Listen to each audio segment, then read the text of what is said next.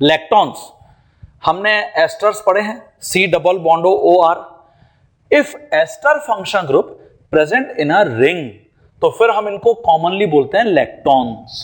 Ester that is C double bond O R present in a ring, तो फिर हम इनको क्या बोलते हैं? लैक्टोन्स। ओके, इनका जो जनरल IUPAC नेम है वो एल्केनोलाइड होता है, एल्केनोलाइड, ये इनका IUPAC नेम है स्टूडेंट्स। ओके, जैसे आप देखिए मैंने ये एक लैक्टोन ड्रॉ किया है, आप देख रहे हैं यहां पे OC डबल बॉन्डो ग्रुप, ये एस्टर फंक्शन ग्रुप है जो रिंग के अंदर प्रेजेंट है। अगर मैं इनको कॉमनली लिखना चाहूंगा, कॉमन नेम इनका लिखना चाहूंगा, तो कॉमन नेम में हमेशा हम अब वही प्रीफिक्स यूज करेंगे जो हमने IUPAC में डिस्कस किए थे।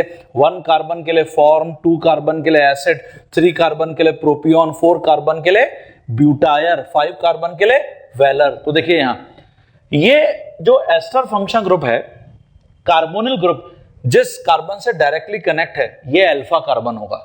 अल्फा कार्बन की डेफिनेशन ऑलरेडी हम पढ़ के आए, that carbon which is directly connected to functional group. तो C double bond O group है ये, है ना। तो यहां अल्फा कार्बन, ये बीटा कार्बन, तो हम इसको देखिए, और टोटल 3 कार्बन है, तो कॉमन नेम इसका ऐसे लिखेंगे, बीटा प्रोपियोलैक्टोन, बीटा प्रोपियोलैक्टोन। और अगर आप इसका IUPAC नेम लिखना चाहते हैं तो फिर ऑब्वियसली मुझे जो एस्टर में कार्बोनिल ग्रुप है उसको भी लॉन्गेस्ट चेन में सेलेक्ट करना पड़ेगा। तो 1 2 3, तो हम इसको ऐसे लिखेंगे, देखिए 3 के ऊपर यहां पे ऑक्सीजन कनेक्ट है एस्टर फंक्शन ग्रुप का, तो 3 डैश प्रोपेनोलाइड, एल्केनोलाइड, ये इसका IUPAC नेम है। 1 2 3 प्रोपेनोलाइड।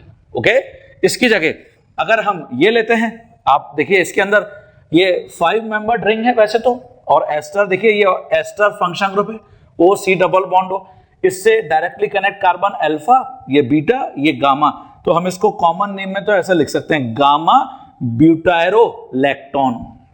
और अगर आप इसका IUPAC नेम लिखना चाहेंगे तो फिर कार्बोनिल ग्रुप भी लॉन्गेस्ट चेन में आएगा, तो 1 2 3 4, तो 4 डैश 1 2 3 4 ब्यूटेनोलाइड, बिकॉज ऑफ 4 कार्बन ब्यूटेनोलाइड।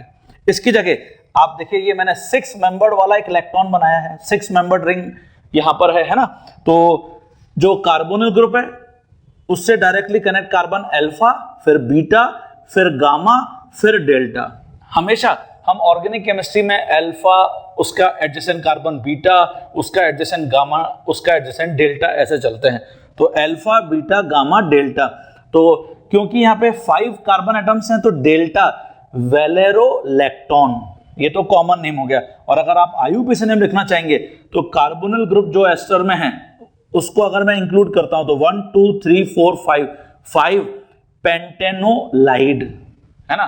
तो कॉमन नेम है 5 कार्बन के लिए वेलर, 4 कार्बन के लिए ब्यूटायर, 3 कार्बन के लिए प्रोपियोन, तो हम यहां पे प्रोपियोलैक्टोन लिख दिए हैं, प्रोपियोलैक्टोन।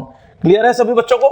तो लैक्टोन आज के बाद जब भी आपसे कोई बोलता है, इसका मतलब आपको क्लियर होना चाहिए कि हम बात कर रहे हैं एस्टर फंक्शन ग्रुप की रिंग में। अगर कोई आपसे बोलता है बीटा लैक्टोन लिखिए, तो बीटा लैक्टोन मतलब ये लिखना है 4 मेंबर्ड वाला। इसको चाहें तो ब्रैकेट में हम मेंशन कर सकते हैं 4 मेंबर्ड रिंग है ये। ऐसे ही अगर गामा लैक्टोन लिखना है, इसका मतलब ये 5 मेंबर्ड रिंग है ये।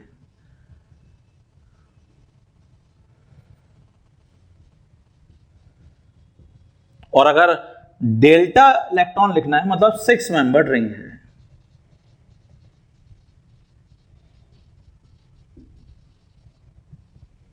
ठीक है, ओके।